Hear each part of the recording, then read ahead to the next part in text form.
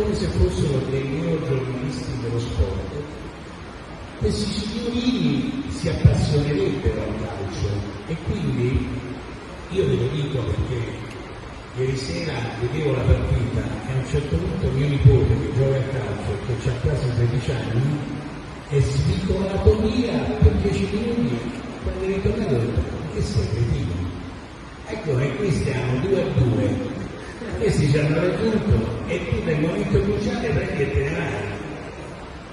Mi ha guardato come se questo fosse normale. Ma che hai fatto? Sei andato sul tuo computer per connetterti con qualche cretino del tuo livello?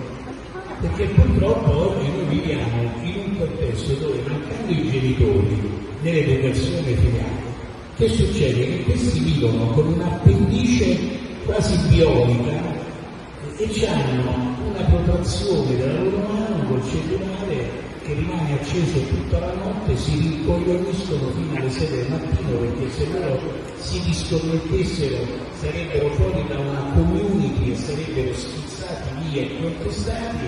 Arrivano a scuola con gli occhi cilicciosi, senza lavarsi, senza alzare la doccia, senza aver studiato nulla, magari ancora col cellulare dentro, che se io fossi il professore li caccerei a calcio di lezione e li rimanderei a casa.